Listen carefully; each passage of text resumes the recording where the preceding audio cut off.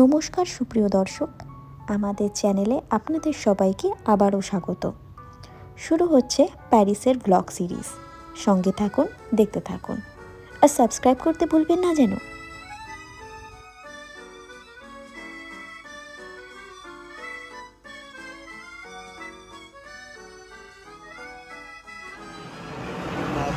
কেমন লাগছে বলো? আমার খুব সুন্দর লাগছে, কেন আমি জোরে জোরে আমার খুবই ভালো লাগছে, কেন এবার আমি ফার্স্ট টাইম ফ্রান্স ভিজিট করতে চলেছি অ্যাকচুয়ালি।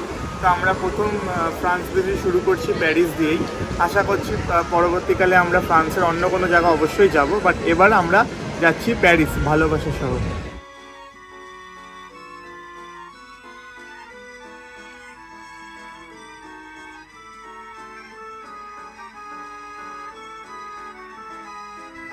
প্রায় 3.5 ঘন্টা ট্রেন জার্নিতে আমাদের বেশ দারুণ লেগেছে।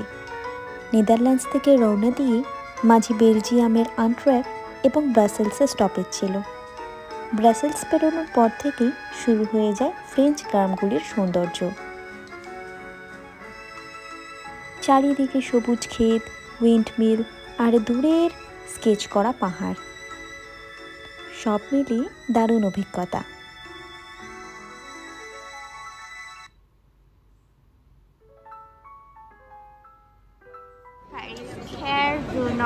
অনেক কষ্টে প্রনাউন্স করলাম। আমাদের এবার এখান দিয়ে হাঁটতে হবে 7 মিনিটের মতন। তারপরে আমরা ধরবো হচ্ছে মেট্রো। তো 2বার আমাদের মেট্রো চেঞ্জ করতে হবে। 2বার মেট্রো চেঞ্জ করার পরে তারপরে আমরা গিয়ে পৌঁছাবো আমাদের হোটেলে। আমাদের হোটেলের নাম হচ্ছে নোভোটেল, আর সেটা থেকে 20 মিনিট হেঁটেই পড়বে হচ্ছে আইফেল টাওয়ার। তো আমরা চেষ্টা করেছি মোটামুটি আইফেল টাওয়ারের সামনে আর ওইখান থেকে আমরা মেট্রো ধরবো। খুব ভিড়।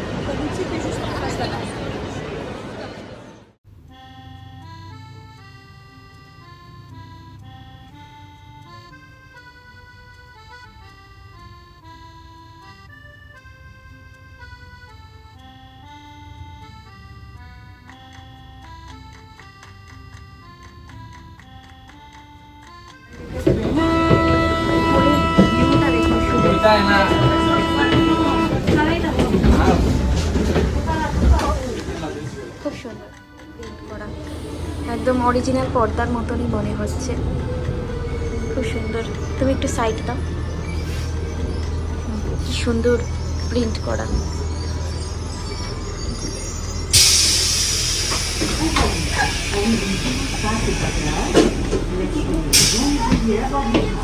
এদিকে নিচেও লোকজনের বসার জায়গা, উপরে মানে ডাবল ডেকার ট্রেন।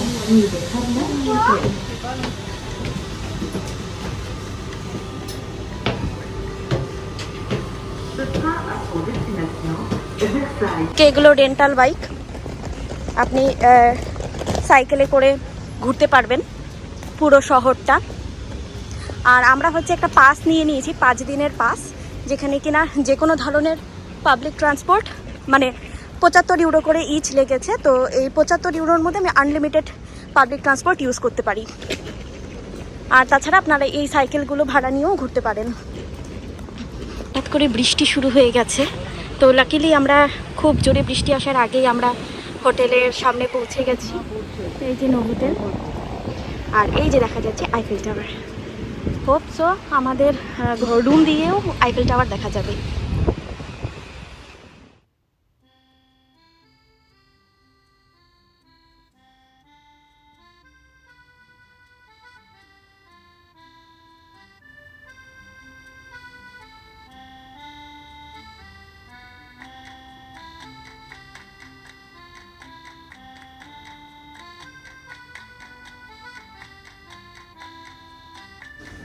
আমরা এখন ডিরেক্ট উঠছি 15 তলায়, কিন্তু এটার অনেকগুলো আয়না এখানে আমি দেখাতে এই যে আমরা এতগুলো আমরা দেখা যাক ওখান থেকে আমরা আইফেল টাওয়ার দেখতে পাই কিনা আমাদের রুম থেকে।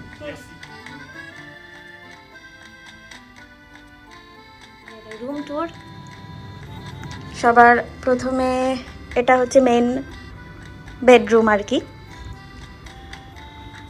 এখানে রয়েছে উইন্ডো, আমি পর্দাটা সরিয়ে দিচ্ছি।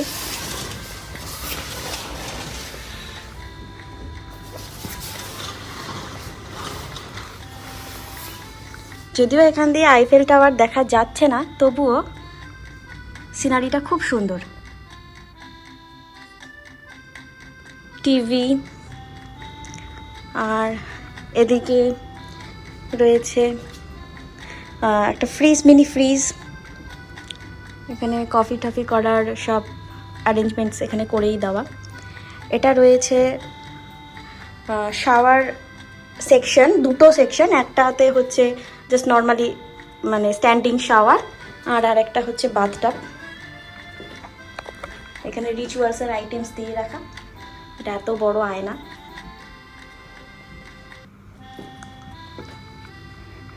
নেক্সট এটাও আর একটা বড় আয়না। আর এখানে জামা কাপড় ঝোলানোর জন্য হ্যাঙ্গার, এটা কাবার্ড আর কি, ক্লোজেট। আর এটা রয়েছে টয়লেট।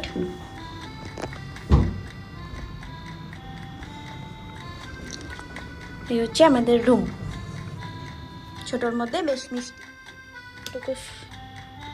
লাইট চলে গেল, ওই দিকেরটাও জ্বালিয়ে দিই।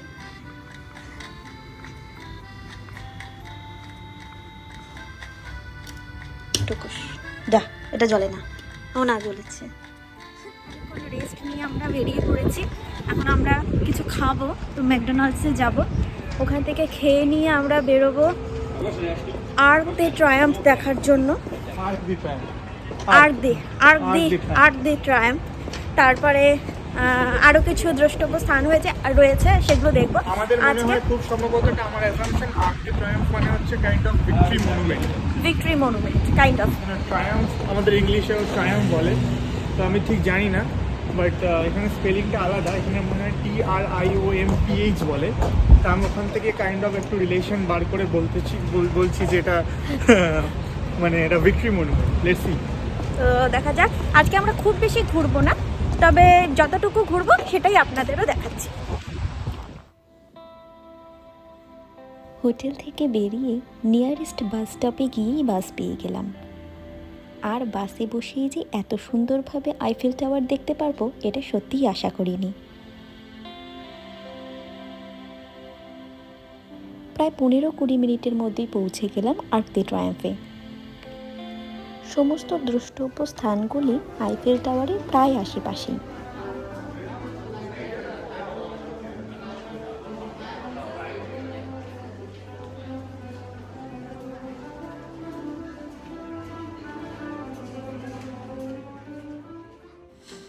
এই মনুমেন্টটি শুধু বাইরে দিয়ে দেখার নয়, আপনারা চাইলে ভেতরেও ঢুকতে পারবেন। তার জন্য টিকিট কাটতে হবে। নর্মাল টিকিটে আপনি মনুমেন্টের ভেতরে ভিজিট করতে পারবেন, আর স্পেশাল টিকিটে আপনি টেরেসে উঠে পুরো প্যারিসের ভিউ উপভোগ করতে পারেন, ইনক্লুডিং আইফেল টাওয়ার। আমরা স্পেশাল টিকিটটাই কেটেছিলাম, তবে টেরেসে ওঠার জন্য কিন্তু কোনো এলিভেটর নেই। রয়েছে 287খানা সিঁড়ি। আমরা কিছুজন এখানে বসে আছি, কারণ ওনারা চলে গেল আমাকে ছেড়ে, কারণ এতটা হাই। আর তার মধ্যে আমি পড়েছি ফুল স্লিপ, ভীষণ গরম লাগছে। আর আমার কাছে হিট করা, এত করে সিঁড়ি উঠতে পারছি না। আমি তার জন্য একটু বসেছি। এবার দেখা যাক কতক্ষণে উঠতে পারি, একটু রেস্ট নিয়ে নিই। তারপর আমার মতন অনেকজন আমার মতন হচ্ছে এসে দাঁড়িয়েছে, বসেছে।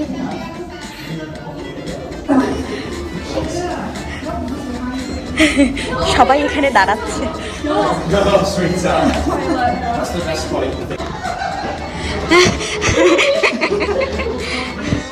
So many stairs actually.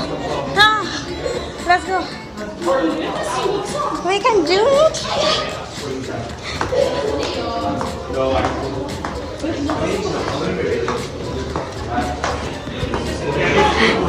আমরা খানিকক্ষণ গল্প করলাম, তারপরে এখন আবার উঠছি। Oh my God!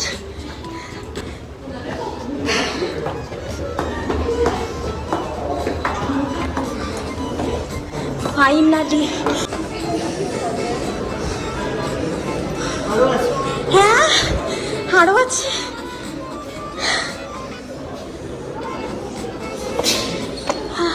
এখানে হচ্ছে স্ক্রিন দেওয়া, এখানে দেখা যাচ্ছে যে নিচে লোকেরা আনাগোনা করছে, সেটা আমরা উপর দিয়ে দেখতে পাচ্ছি। Arc de Triomphe. French revolution এবং নেপোলিয়নিক ওয়ারের সময় যে সমস্ত বীর যোদ্ধারা লড়াই করে শহীদ হয়েছিলেন তাদের স্মৃতির উদ্দেশ্যে বানানো হয় এই মনুমেন্টটি। প্রায় 30 বছর ধরে তৈরি হয় এই মনুমেন্ট, যা প্যারিসের জাতীয় গৌরব।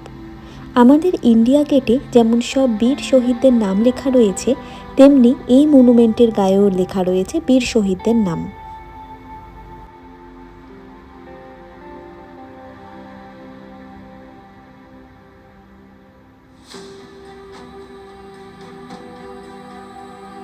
এই মনুমেন্টের ঠিক নিচেই রয়েছে প্রথম বিশ্বযুদ্ধের একজন অজানা সৈনিকের টম্ব, যা কিনা আর্ক দ্য ট্রায়াম্ফের ঐতিহাসিক গুরুত্ব আরও বাড়িয়ে দেয়। প্রকৃত অর্থে আর্ক দ্য ট্রায়াম্ফ প্যারিসের ওয়ান অফ দ্য মোস্ট রিকগনাইজেবল ল্যান্ডমার্কের মধ্যে থেকে একটি।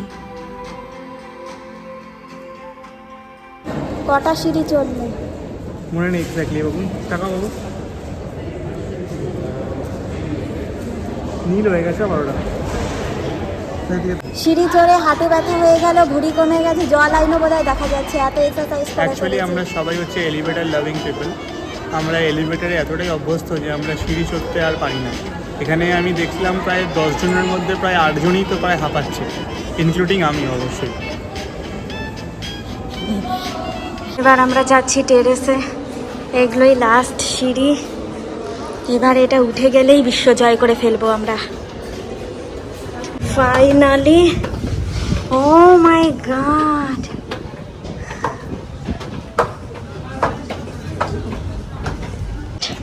Finally we did it. আমরা এখন টেরেসে পৌঁছে গেছি। And look at the view. প্রচন্ড হাওয়া দিচ্ছে, প্রচন্ড। দেখুন একটা চুল কিভাবে উঠছে, মানে বিভৎস হাওয়া দিচ্ছে, বিভৎস হাওয়া। আমার এই ক্যামেরা বাইরে নেওয়ার সাহস নেই, কারণ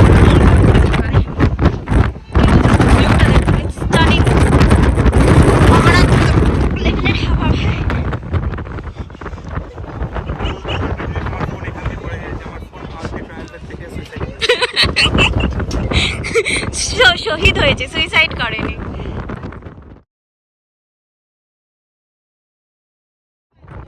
অসম্ভব সুন্দর দৃশ্য,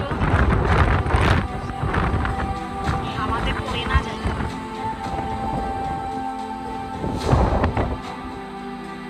আর্ক দ্য ট্রায়াম্ফ থেকে বেরিয়ে প্রায় 8 থেকে 9 মিনিট হাঁটার পরে পৌঁছে গেলাম গ্যালারি ভিভিয়েনে।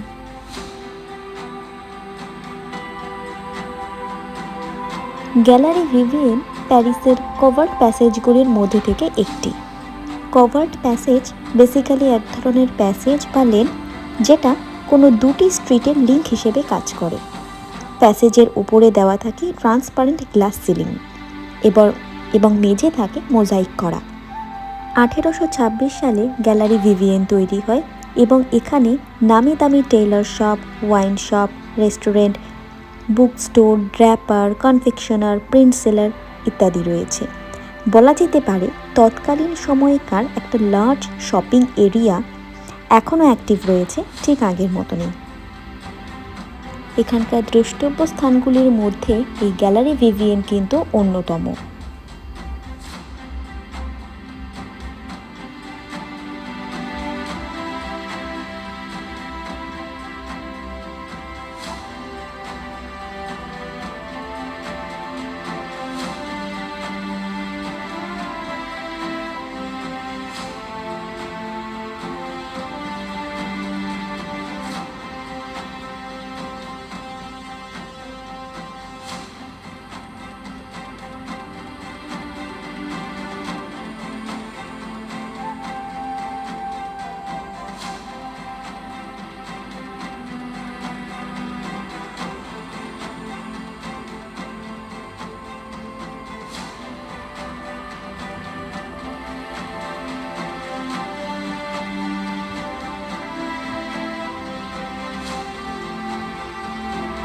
গ্যালারি ভিভিয়েন দিয়ে পেরিয়ে মিনিট কয়েক হেঁটে পৌঁছে গেলাম পন্ট আলেকজান্ডার 3। এটি প্যারিসের একটি ফেমাস ব্রিজ, যা জার আলেকজান্ডার 3 এর পরবর্তী সময়ে নামকরণ করা হয়। আর এই ব্রিজের ঠিক অপোজিটেই রয়েছে হোটেল ইনভ্যালিডস। যা কিনা যুদ্ধের সময় আহত সৈনিকদের হসপিটাল হিসেবে ব্যবহৃত হতো। প্রথম দিনে বেশ অনেকটাই ঘুরে নিলাম। আজকেই যেহেতু আমরা এখানে এসেছি, তাই আজ আর কোথাও না বেরিয়ে হোটেলেই সময় কাটাবো। তাই আমার প্যারিসের প্রথম দিনের ব্লগটা আজ এখানেই শেষ করছি। আবার দেখা হবে প্যারিসের ডে 2 এর ব্লগে। ততক্ষণ ভালো থাকুন, সুস্থ থাকুন, প্রিয়জনদের নিয়ে আনন্দে থাকুন। আজকের মতো বাই বাই।